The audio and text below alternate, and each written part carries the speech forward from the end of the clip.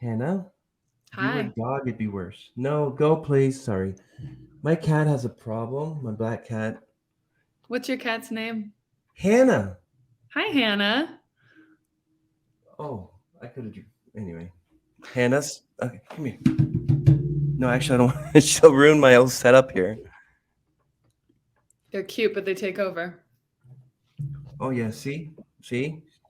Wrecking everything. Okay. Well, here we go with. Okay, now, before saying I know I'm going to have to figure out your last name is pronounced Amzallag. Amzallag. Amzallag. Yeah. Yeah. A lot easier than it looks.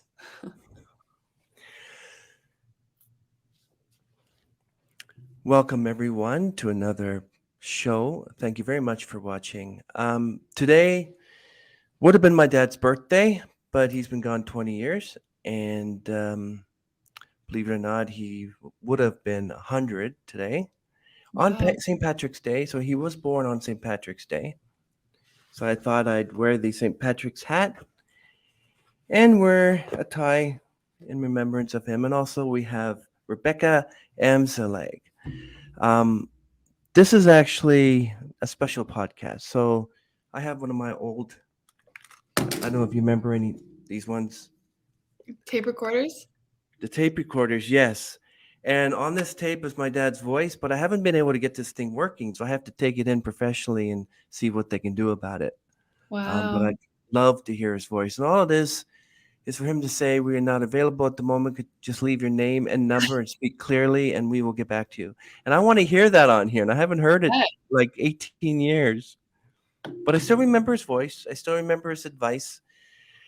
And but yes, we're so thrilled that you are here on our podcast, Rebecca Amzallag. I remember Yeah, you got it. that. I'm And kind of glad it's that it's your dad's birthday as well. It's like a double special day. well, when you say Happy St. Patrick's Day, really you got to remember him as well. That he was born on this day, Mm-hmm. and but it's still Happy St. Patrick's Day. I mean, like For sure. a different sort of holiday.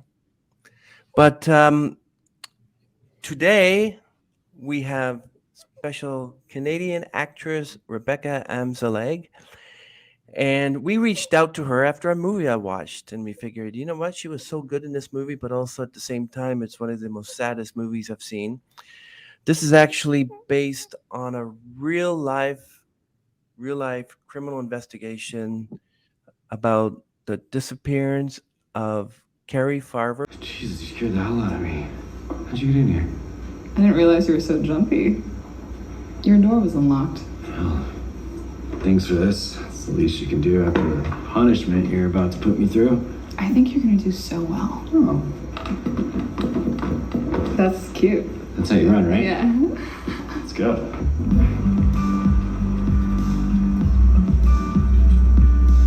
The movie is called The Disappearance of Cari Farver. Now, we're not going to give it away, but you can read about it. So basically, it's just a 37-year-old woman from Iowa who started a whirlwind romance with David Kropa of Omaha, Nebraska in October 2012.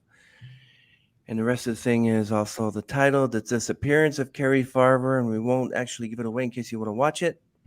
So we reached out to Cari Farver herself, aka actress Rebecca Amzallag, Toronto actress, and she was so excited and we're so happy that she is here and she said yes. So hello, Rebecca. Hi. Hi. Can you Having give me. us it's nice to meet you. It's so nice to see you. And could you give our audience a little bit of backstory of who you are and what got you into acting? Sure. So I am a Canadian actor, and I've been doing this for probably about 12 years, so not that long. I started a little late. Um, and I moved to Toronto from Montreal.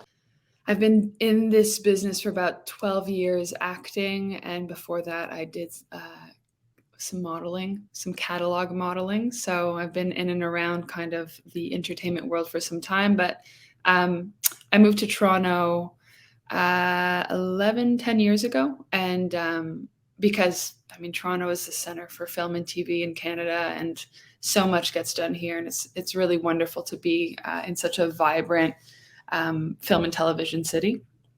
So I moved here and have been, working on films and TV shows, and there's such a great variety of things that shoot up here. American productions, Canadian productions, you name it. Our director, Danishka Esterhazy, on The Disappearance of Cari Farver, is a wonderful Canadian director. But it's also nice because now there's a big blend. We'll have a bunch of Americans working on our Canadian productions, but a lot, whereas before it was only Americans coming and hiring a couple Canadians, now we're seeing Canadian directors, people in the leading roles that are Canadian, shows, like Letterkenny and Schitt's Creek that are really becoming popular in other parts of the world, and like Murdoch Mystery that has been on for I don't know how many seasons, but that's so popular in England.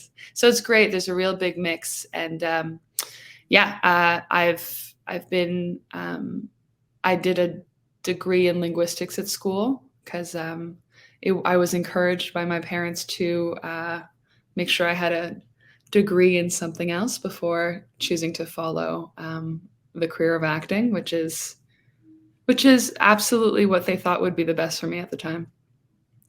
That sounds wonderful. So you have a music background at all?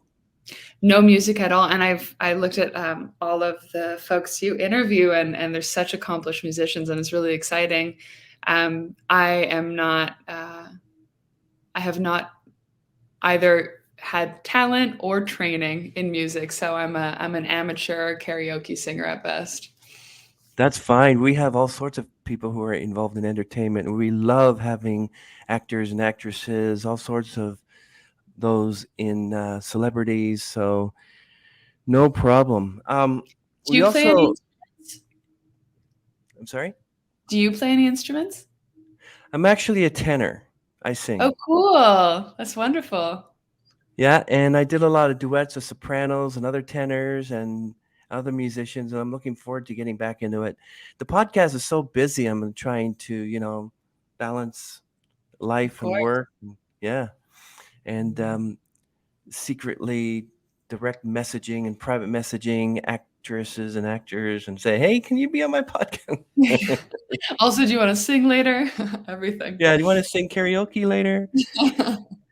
And I'm so happy about this. And also, hey, I'm looking that you were actually on Transplant. You played a character by the name of Sonia Jessup. Tell us about that was that a one. lot of fun. It was in the first season, the last few episodes of the first season.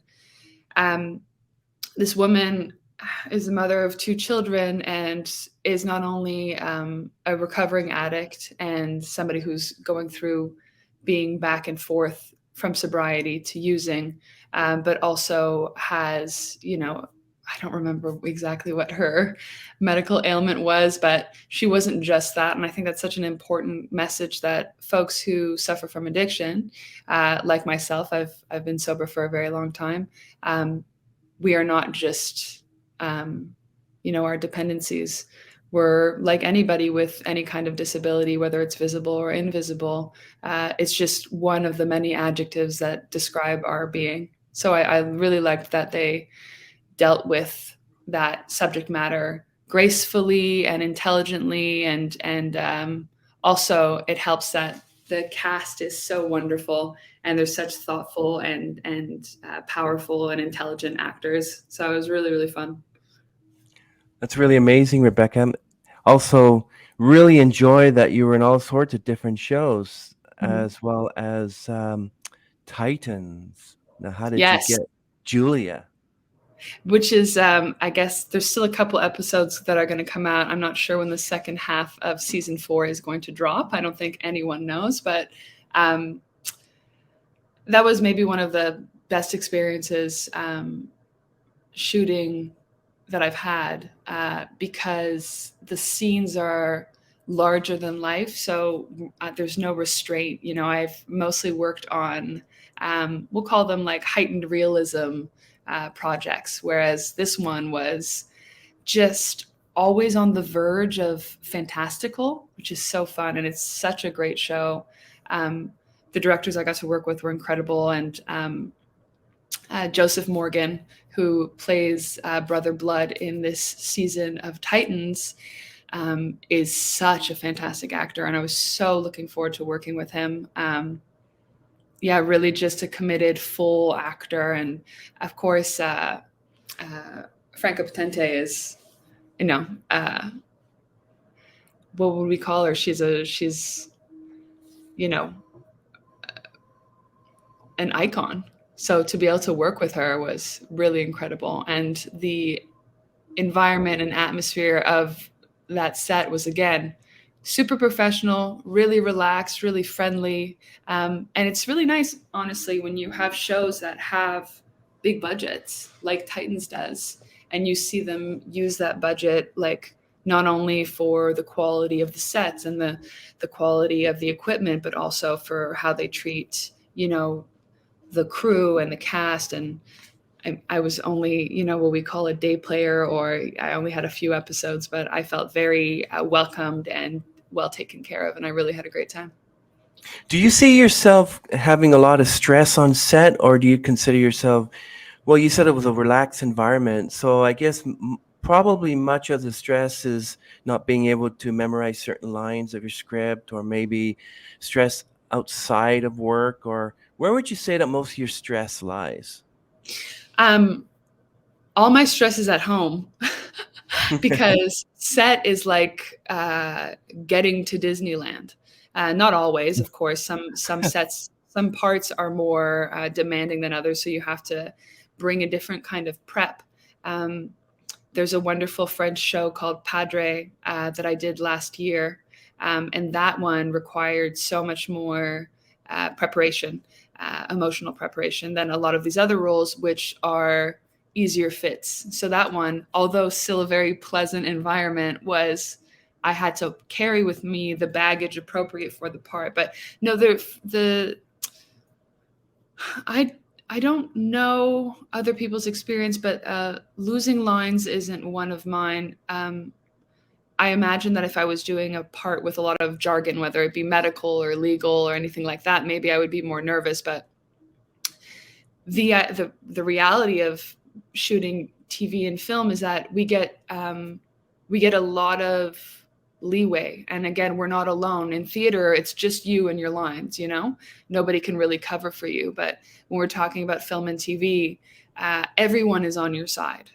Everyone wants the best out of you, and you have as many tries, and not as many tries, you've got to be professional, but the stress of having to get it right the only time is not there. Also, editors are everything. So they, even let's say I flub a line, but we have the first half of the take that's good, and that they can use that one and match it. You know, it's a really kind of group experience. So I never feel pressure in that way. Sometimes I'll feel pressure to really show up and do a good job. I did a movie that has yet to come out last year. It's called PH1, and it was a really cool film, but the way they were shooting is to look like the entire movie is done in one take. So that is really challenging. And there's a scene where the lead, I play his wife. I'm like Mark Keeson. It's like that. I know the names. I'm so bad at remembering names. So I should have, probably had a list beside me while we're talking. It's okay, Kathy. Go ahead. Just kidding. Carrie. And so the way it was shot, we have to do this action, and then the kids run in and they put something here, and we were working with kids who are amazing, but they were a bit younger. So to have the synchronicity and all of the elements come into play was much more like theater. And then the pressure is very different, because unlike theater, where you can really fully immerse yourself in the scene you're in on a set, This one, you've got cameras and crew running around you while the scene is happening to keep this Wow. one element. And it's really cool. And I'm really grateful to have been able to kind of participate in something so technically exciting. But it was much more of a challenge than just kind of sit and talk in a close up. Yeah. That in itself would be stress for me when Would you're it? trying to do a scene and you got people going around watching you with a camera. Reminds me of that Jim Carrey movie, Oh, where the his whole Truman life, Show. yes, it was just filming him throughout his life, and finally at the end they tell him, and it's all a lie. You imagine if suddenly one day they said to you, your name isn't Rebecca Amzallag, and then they told you everything. It's like, wouldn't it be like, then my life is a lie, Mhm. No, it's pretty. That was such a great movie. What's the movie that just came out with Florence Pugh, where it was a similar plot in the sense that they weren't living in reality? What is that movie called? Hold on, let me look it up Sure. because it should be spoken of.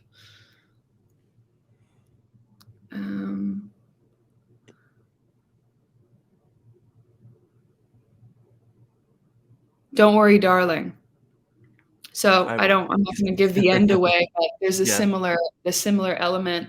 And again, like Olivia Wilde directed this movie. It's the first time a female director was given that big of a budget, and she did something so eerie and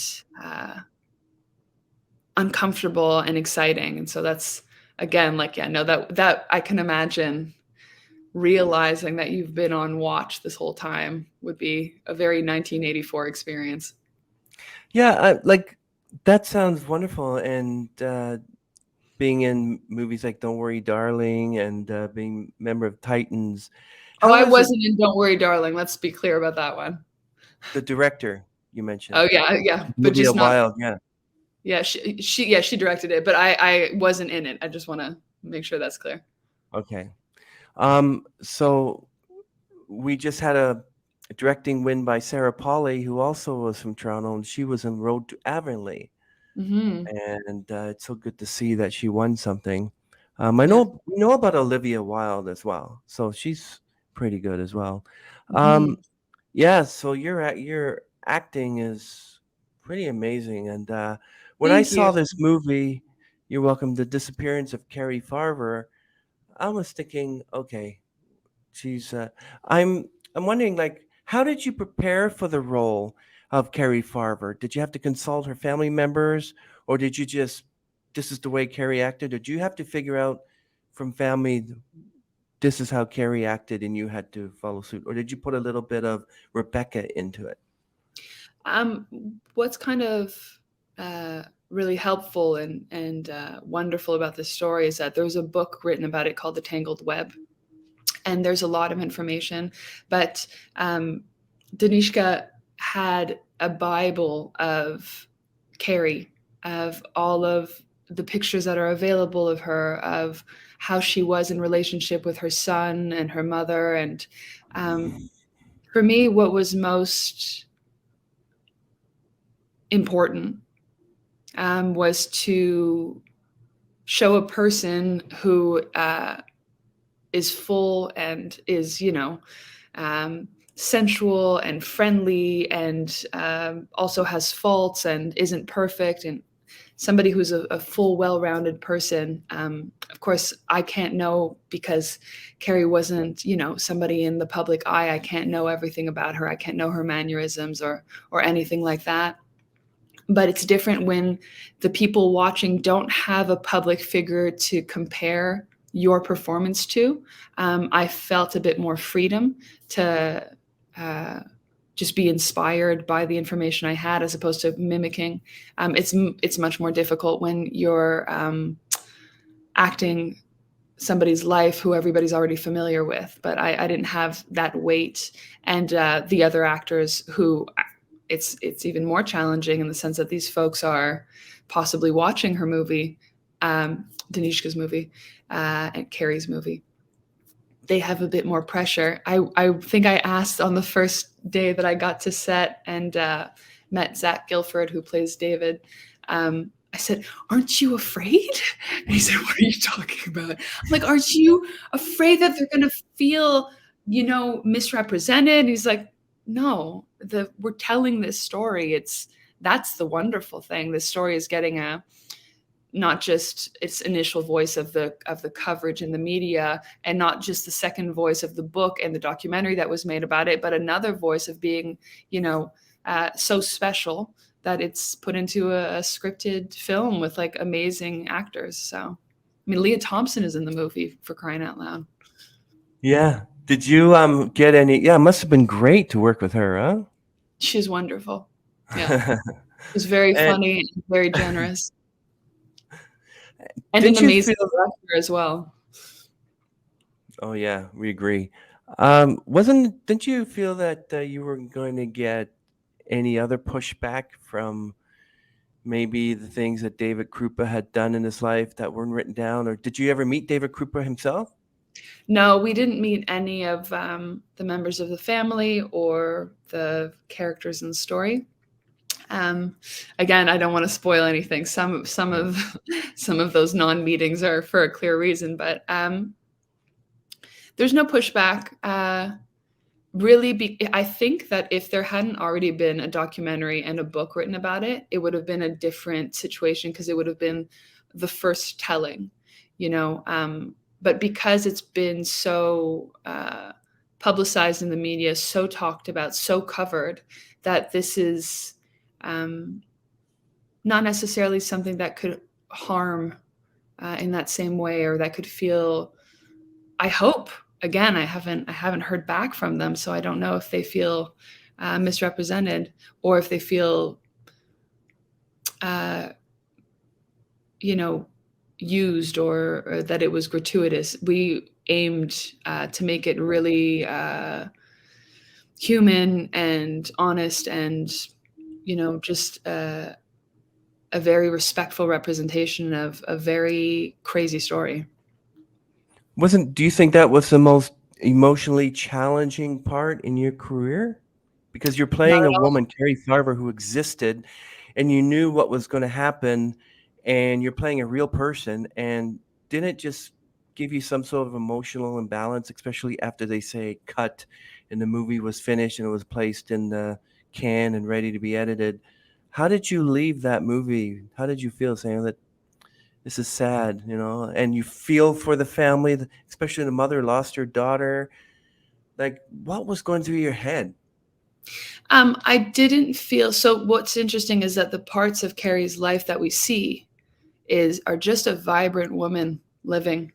So I really didn't bring any of the outcome of the story into my performance, because that's not what my job was. My job was to be um, so alive that what happens to me is more heartbreaking.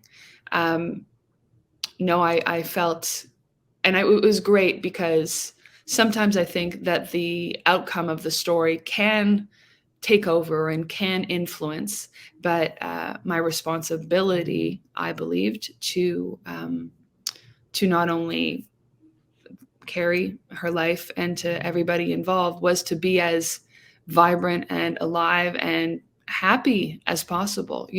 She had her trials and she had challenges in life, but she was a very happy woman.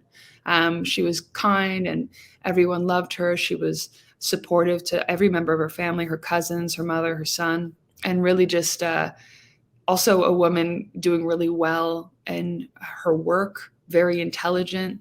She wasn't an average person. She was really quite extraordinary, and or from what I've learned about her. So no, I really didn't struggle in the sense of feeling a sadness, because I felt like I was doing her the most justice by bringing life. And I think that's one of the reasons Danishka hired me, is that in the audition scenes, which are such playful scenes that are in the movie, it's just, what does a bright person look like? What does someone whose life is good look like? And this is why Dave felt so lucky when he met her, because she's just so full of spontaneity and fun and love, but also grounded and intelligent. And she was so dedicated to her son. Yeah. So, talk about auditions. What do you think is the best way for an actor to prepare for an audition, especially preparing to become Cari Farver? So preparing for auditions has changed a lot with COVID because we used to go in person and we'd have a reader set up for us, somebody that the casting directors hire to aid in the audition process. And since COVID, but even before, we did self-tapes. Self-tapes are something that we set up at home. I use my phone's camera. I get, the iPhones as they come out because their cameras are so good. And we set up lights and either we FaceTime with a reader or you have somebody come over to your house and read with you. So this is not a light process. It requires equipment, an understanding of, how to edit, how to light yourself. It's something. For me, it is preferred. As I said, like my stress is usually at home, but also in audition rooms. I have no stress on set because they've already said, we like you, we like what you did, we're hiring you and the performance you chose. But with casting directors in an audition room, I get so nervous. So for me, preparing for the audition doesn't just mean preparing material, preparing a character, but it also means preparing for the terror I feel in audition rooms. So eventually I'll have to, work on that. And there are certain casting directors who I'm very familiar with that I don't feel that way, but I much prefer self-taping because I feel, again, like so safe and like I'm able to really participate in self-directing, which I think is really important for actors to do. It's important for me to do. I've taken many, many classes with many teachers and they've taught me a lot. But when I'm in front of another person who's an authority figure, I'm often trying to please them as opposed to really kind of laying out my own interpretation of a scene, of a role. So with Cari, until I book the part, she's just a person in that situation. A friend of mine, another actress named Nola Martin, talks about how in the past few years where she's actually been doing very well. And she talks about really all I can do is be as much myself as possible so that when, of course, I'm in these situations, but she's like, I've stopped trying so hard to bend to the part. And she's like, if it works, it works. And this relaxed sense of just bringing yourself. And if it works, it works. Because for sure, however many, let's say, dozens of folks who auditioned for Cari, none of them are necessarily better or worse actors than me. It's just that I was the right fit. The way I speak, the way I move matched Danishka and the producer's idea of what Cari is. I don't even look like her that much, but it was enough. It was enough of a meeting place, Yeah, I agree. And when you talk about about auditions and how it's changed because of COVID, you still do table reads? We do Zoom table reads. Which is, again, pretty fun. I do like table reads in person. Anything after the point of getting the job, I like, because I'm very relaxed now. But no, I did. I remember doing a table read for Titans for the first episode that I did, and what a fun time. It was really great to just also be able to kind of get this meeting everybody before you're going to go on set, have an idea of the type of relationships between the producers and the actors. And again, I think that was the beginning of why that show felt so safe, because it was so relaxed and playful and welcoming, and it felt like there was a real community. So yeah, we don't do table reads the way we used to, and I'm sure that can happen. It's just also more about location because people are all over, What is the best advice that someone's given you when reading a script and understanding and memorizing your lines? As far as reading a script, there's a great teacher named Larry Moss, and I've done some courses with him, and he's been really impactful for me. Reading the story or reading, for example, your audition lines, he has like ways of, you read it first in your head, then you read it on your lips. So just like reading your own answers, your own like lines on your lips, so not full voice, and then you read it full voice, and you let the scene imprint you before you go into learning lines.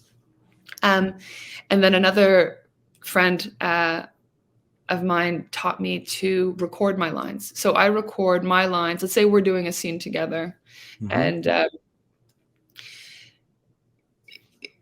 the idea of imprinting a story before actually going into memorization so that it becomes so easy, you already understand all of the points. So if we have a scene, you have 5 lines, I have 5 lines, I'll record all of your lines with room for mine. I'll record all of my own with room for yours. And then I'll just listen to these over and over again, probably about 3 times each. And by then, other than like the minute ordering of words, I have such a clear concept and understanding of what the scene is about, what the structure is, and that does a lot of the work for you, for me. Some folks have different ways of operating, but that's how my dear friend Eva Plachenska taught me, and I've been using it ever since. I think it's probably been about 9 years that I've used this technique, and it works really well for me.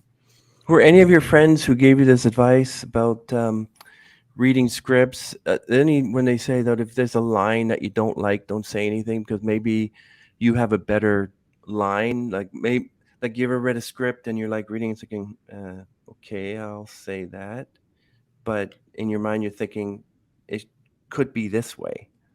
Are you given that freedom to change it? I'm wary to say change lines. I have great respect for writers. And the majority of people who are, making a living writing deserve to be respected, and so if they have a choice in a sentence, if it's a typo, yeah, for sure. Or if it's just like reordering 2 words because it's more in line with the way your syntax naturally flows, sure. But deciding that, for example, a line like, I really don't want to go outside today should be, it's raining. Those are 2 very different things. And one might feel truer for me. There are some times where I paraphrase a lot, especially if you're auditioning for the lead of there's a couple types of movies that shoot a lot in Toronto, which are Hallmark movies and movies of the week. And they're wonderful. They're great. And it's nice to have like a wholesome, snackable portion thing. And so often when they're casting the leads of those, they're getting an essence.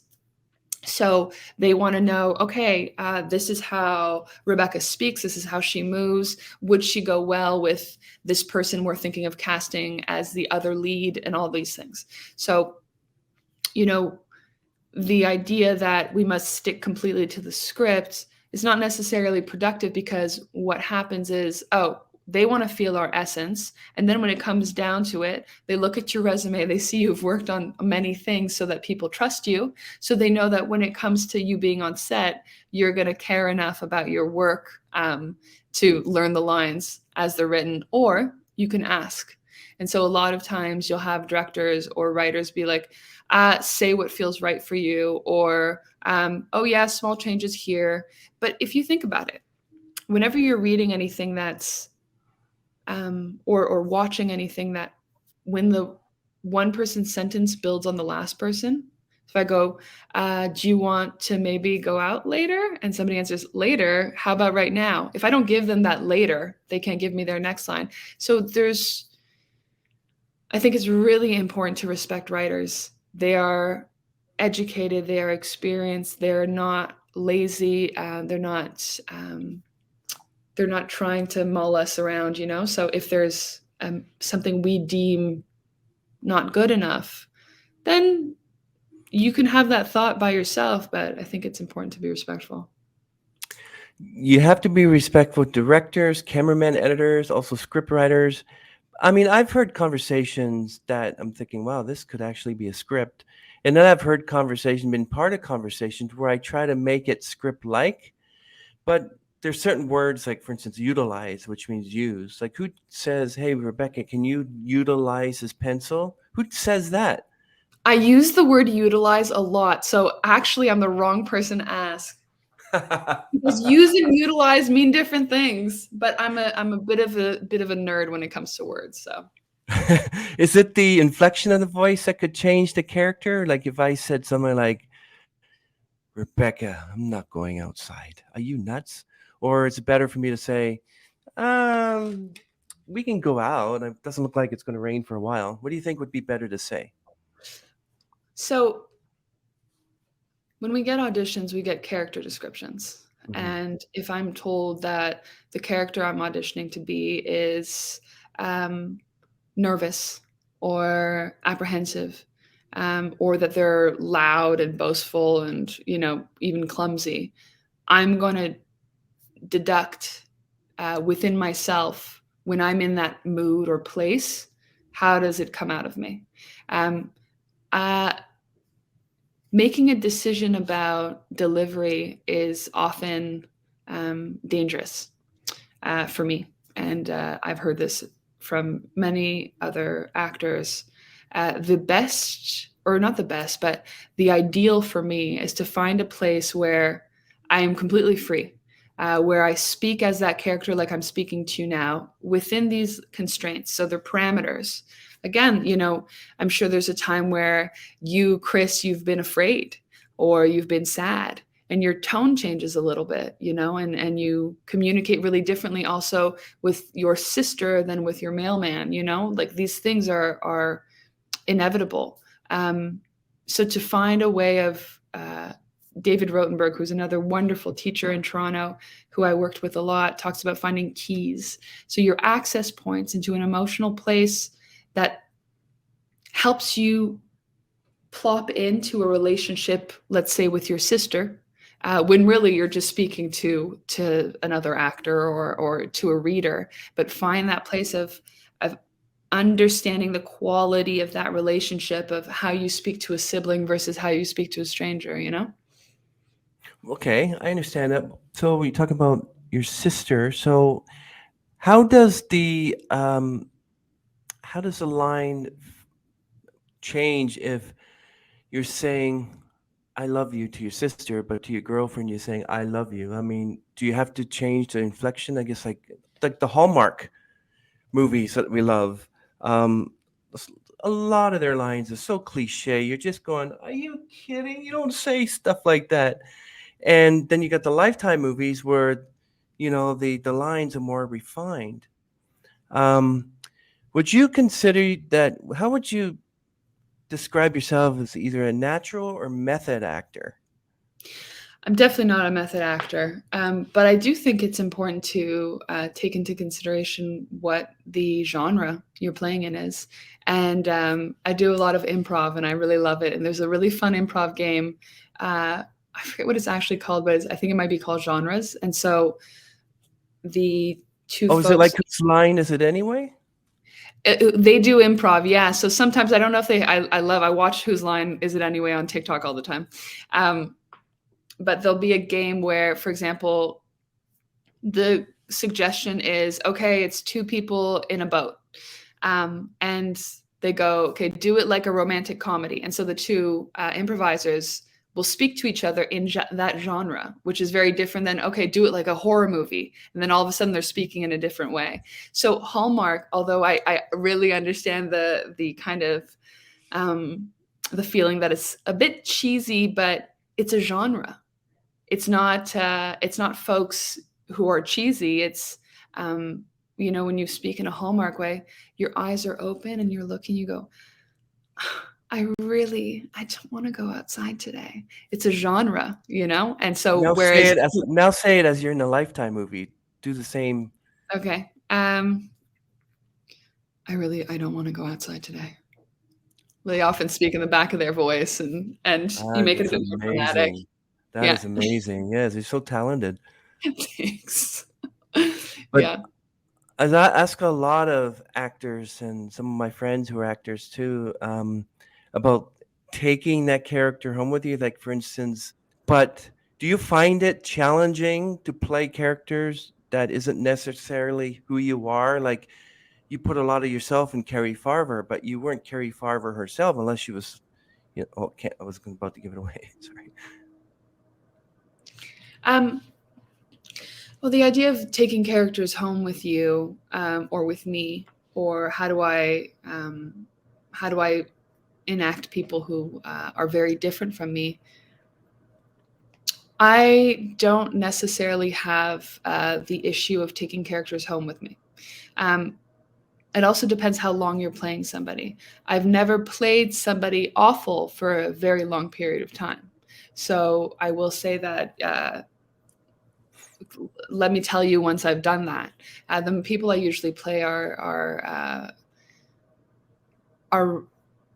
ordinary people in extraordinary circumstances, but they themselves are not fundamentally evil or disturbed. I've played one disturbed person, again, on that show Padre I was talking about, where she has eco-anxiety, so she fears the end of the world. And so that is a perturbed person. And that didn't stay with me, although everything has a cost. So if I go to a place where I, Rebecca, experience the type of anxiety in the ways, again, like the keys I was talking about, in the ways that create anxiety in me, because there are certain things that, cause anxiety. There are certain fixations I can go into that will take over my brain and all of my attention. So I go towards those to do an approximation of what it would be like to have or experience eco-anxiety. But, for example, if I have to cry for an entire day, that's going to cost me. I'll liken it to when you go to see a movie, and the movie is really, have you seen Manchester by the Sea? I have. I love it. It's such a wonderful movie, and it costs so much to watch it even. I know. So It wasn't. It wasn't Casey Affleck's acting that I was thoroughly enjoying. It was actually Kyle Chandler, because I'm a big Kyle I Chandler fan. love Kyle Chandler so much. He's And the I was best. for anybody out there who hasn't seen Manchester of the Sea, I won't give it away, but I tell you that you fall in love with Kyle's character, and then we know how it ends. Mhm. Then you just, all your focus is on Casey's character and how he's going to live that out. So Yeah, I'm a big fan of Casey Affleck's work as well, and Michelle Williams, of course. So that movie, it costs a lot to watch. People experience that with watching the Titanic. That in that world of how does it feel after having watched something that's that challenging to kind of digest emotionally, for a few hours afterwards, you'll feel drained. And so take that up a notch, because you're the one experiencing it and you're using your instrument, which is, your imagination, your experiences, your history, and your body. And so for me, I just know that, for example, if it costs me a lot, I'll need to be gentle with myself and give myself time to come out of it. But I am careful to give myself that time, because if I don't, then there's lingering parts, and that's me. Some people can really just go in and out. And there's certain things that are harder to play than others. Like, evil people don't think that they're necessarily evil, or crazy people don't think they're crazy. We're just going about what our idea of the truth is. The Joker, for example, the Joker believes 100% in what he's doing. I'm very excited to see Barry Keoghan be the Joker. I'm a big fan of Barry Keoghan's. yeah, everyone's actually still loves Michael Keaton's version of Batman. I didn't like Val Kilmer's version. Would you yourself consider yourself your worst critic? Like, do you ever critique your own? I could do that better. I could do that, but then you get to a point where, oh, that was bad, and then you never get the scene done. It's funny. One of the first movies I ever did, which is called A Sister's Revenge, which was a Lifetime movie, and with Brooke Burns and Tim Rozon. I remember watching the scenes from that, and I was building my first reel, and and I was showing my brother, Zachary Amzallag, is also an actor. And I was showing him these scenes and I was cringing of embarrassment. I thought it was that bad. And he looked at me and said, Rebecca, it's really not that bad. I was like, I can't see it yet. I can't see that it's not that bad. And of course, years later, I could look back on it and see, yeah, that's fine. I don't know if I had built compassion, if the distance had made it palatable. And also, again, because that was a Lifetime movie. And so really, other than one very small scene in a Jean-Pierre Jeunet movie, I had done very little work. I was basing all of my worth on this one performance. I was saying, oh, that's who I am as an actor, is these scenes. And because Lifetime is, again, a genre, it's not necessarily the purest acting. I was judging myself as only being capable of doing this thing that I'd produced. So as I've done different things, and I have a wider, my reel has a wider range of genres and characters, I don't feel that way anymore. But I don't have a big problem with being my version of objectively critical. I can understand when I think that I've done sufficient work to bring that character to the place it needed to be.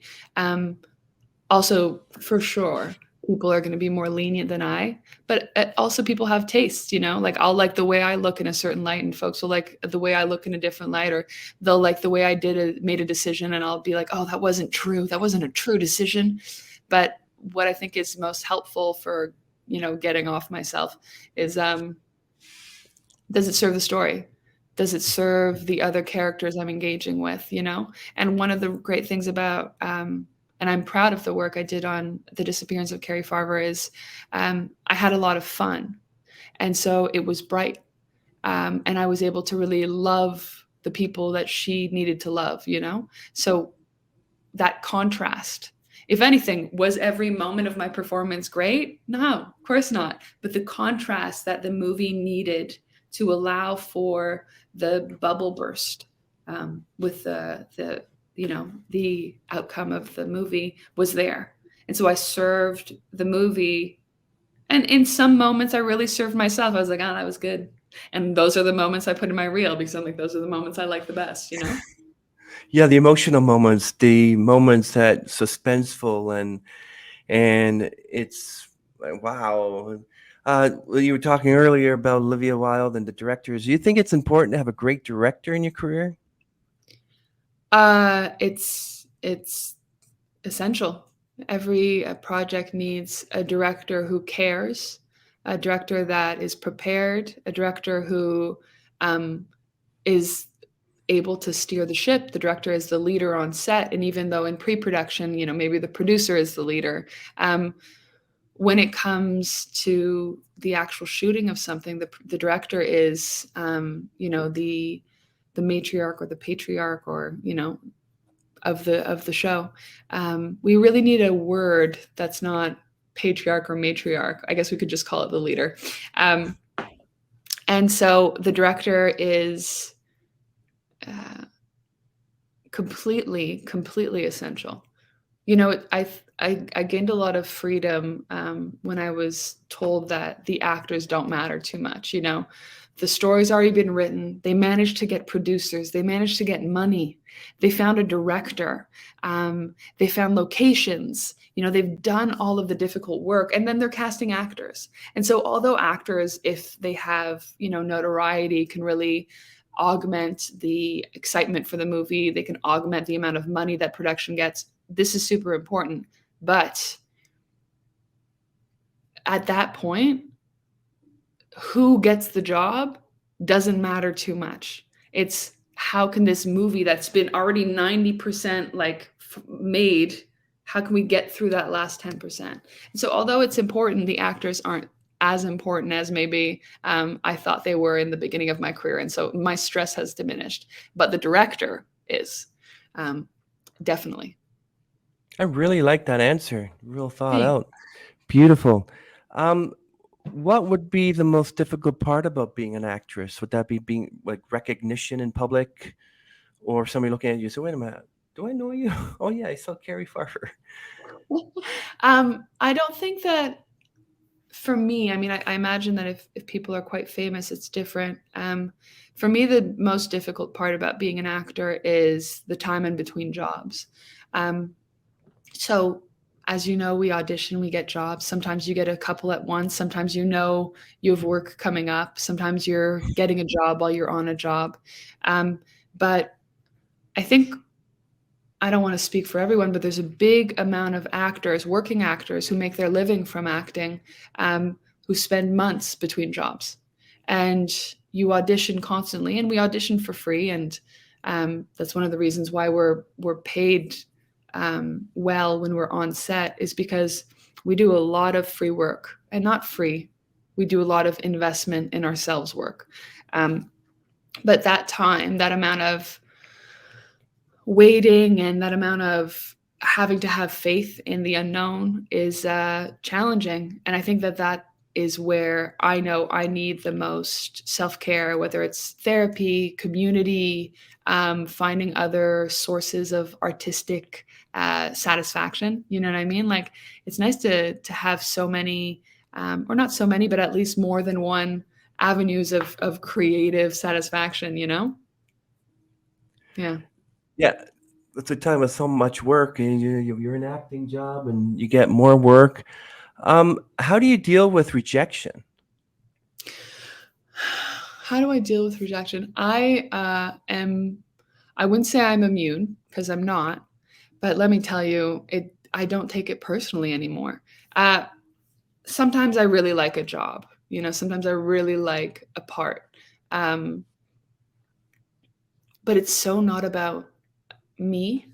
Um, it's so much more about these folks finding a way to make their project good. So as long as I feel like I've done a good job on an audition, I think it's a success, because casting directors who see it, or directors who see it, producers who see it, it's not in vain. I think, oh, they go, oh, Rebecca Amzallag. Oh, yeah, I'd heard that name, and now I see her doing this audition. She's not right for the part, but I really like this. Again, my old teacher, David Rotenberg, would talk about casting on Broadway. And he would say that there were 3 piles. People would come in with their headshots at the time, because David's old. And they would come in, and he would take these headshots, and he'd have 3 piles.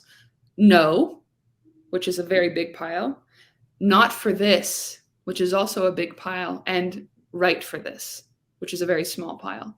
So the in-between pile of being like, I like this person, but they're not right for this, I'm okay being in that pile. That doesn't feel like a rejection to me. So again, as long as I feel like I've produced something that's a testament to my best work, or a testament to almost my best work, I feel good about it, you know? Yeah, that would be so. I guess I won't take rejection very well. I think if I was putting my picture out there and want to be in this job, I'm looking at a movie and thinking, I could have done better in that job. Are you tempted to say that? Not really. The people who get jobs usually are good, there's certain genres that will. Here's the thing, and I really believe in this. So, and this is not to say anything about Misha Barton's talent, but if I think about The OC, which was an amazing show, Misha Barton, I don't think anybody would consider her the greatest actress of all time. It was a really hit show, and she did perfectly as that character. As soon as she was off the show, no matter how great the other cast members were, it died. She had something. She had a spark. She had something that people wanted to see her. And so when people say, oh, why did they cast this person? I could have done a better job. It's not really about that. It's about whatever this kind of charisma, this magic, this oh, we want to watch this person. I want to watch her. I want to watch him or them. And so even though sometimes I can say, yeah, I would have done that scene differently, or I feel like I could have gained more depth than that person, or I wish they had hired somebody with more training. That's often my argument, is when wonderful movies hire artists from different art forms. Like they'll hire a musician as their lead, or they'll hire, a model as a lead, or just simply kind of a famous person to be in a movie. I go, that person, I really understand why they cast them, because they have that quality that's correct for the character. But I really wish that that person had more experience acting, so that they would have more emotional depth in certain areas, or more ability. So that's my only criticism, is like sometimes lack of ability. But again, I always really understand why that casting choice was made. Yeah, I remember watching Mick Jagger in the movie Free Jack, and I'm like, stick to music, buddy. I haven't seen him. I haven't seen him act. There's a lot of musicians out there that shouldn't be acting, and there's a lot of musicians out there that should be acting. But Cher like, is the most wonderful actor. I always think of Cher, and Lady Gaga, who's incredible, and all of these. I mean, Harry Styles, these artistic people. mhm. But I think that what they all have in common is they didn't take their acting challenge lightly, and I think that that's really what's most important. Do you prefer film or TV? Like, what do you think would be the best or the hardest, or are they the same? They're definitely not the same. So I love sticking with characters. Like I watch so much TV. I love television. And so the idea that you can really kind of discover continually more about your character and really build a life, I love TV for that. So to play roles where everyone is continually discovering, including you, that's a big thrill for me. But I love film as well, because often film tells a story that can't rely on so many episodes. So it has to contain within whatever a 2-hour period a full arc, a full a full offer. Have you ever watched the show Ghost Whisperer with Jennifer Love Hewitt? No, I haven't. Is it good?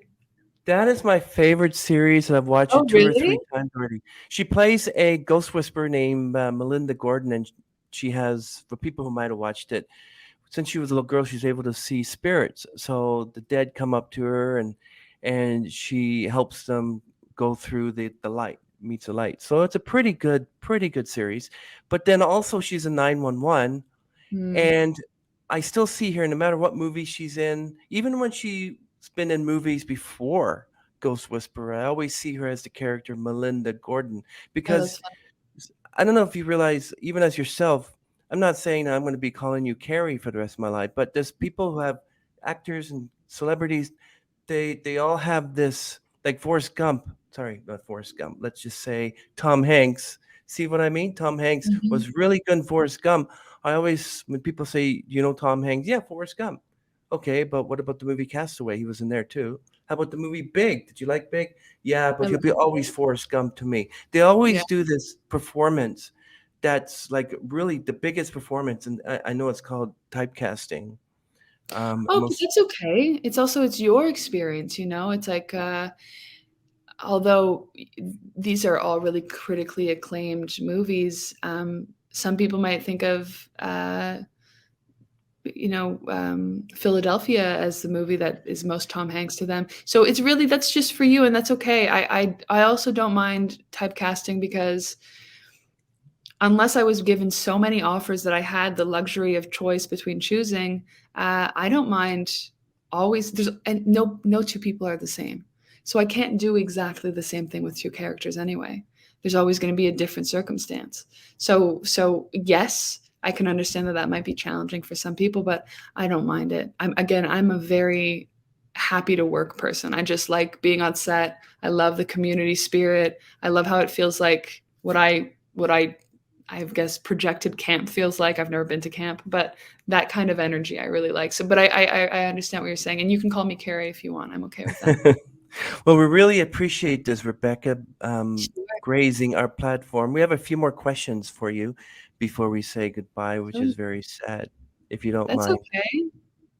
Yeah, I have. Let me see. Yeah, I've got more time. So I've got about 10-15 minutes. Does that seem like enough? Oh yeah, yeah. I just need 5 minutes or so. So yeah, Wonderful. this is great. So who do you think is your greatest role models besides Olivia wild, of course.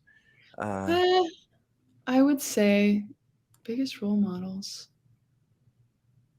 Wow.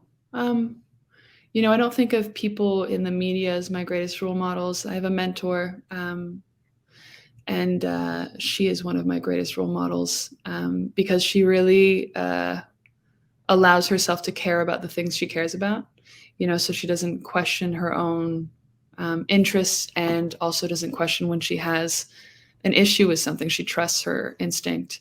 But let me think of somebody in the media who I think is wonderful.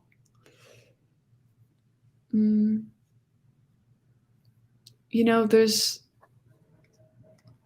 Oh, I feel like I should have done better on this one. I'm thinking of folks that do a lot of great work, and who speak truth, and who really kind of are unafraid to be challenging to norms, media, government. I have a dear friend named Samantha Biddy, who is a sexual health educator and activist, and she's unafraid of saying what she deems to be a real reflection of how society works, and I really admire her. Yeah, I'll go with that for now. That's amazing. I was reading somewhere about you said, especially in a pandemic, we've seen how instrumental film and TV is. To think that our work is unimportant or shallow is completely untrue. Can you explain that? So when I've done a fair amount of therapy, Chris, and one of the things that I battled with earlier on in my career was feeling that I wasn't being of maximum use to the world, and that I wanted to make sure that the energy that I have is within me to be of service to people, is used in the most effective way. And so I would doubt being an actor as like a true avenue towards helping.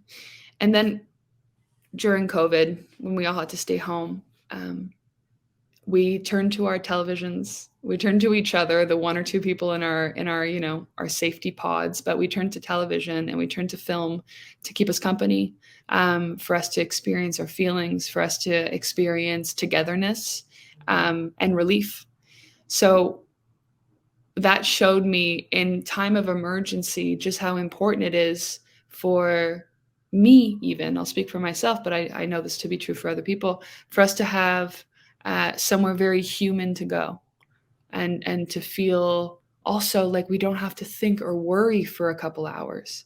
It's relief. It's a way of digesting feelings. It's a way of laughing, a feeling like we get to know ourselves and our brothers and sisters better. So it's really useful. And so that kind of in line with what I was trying to really, I guess, I don't want to say convince myself of, but turn my attention towards, is that this is not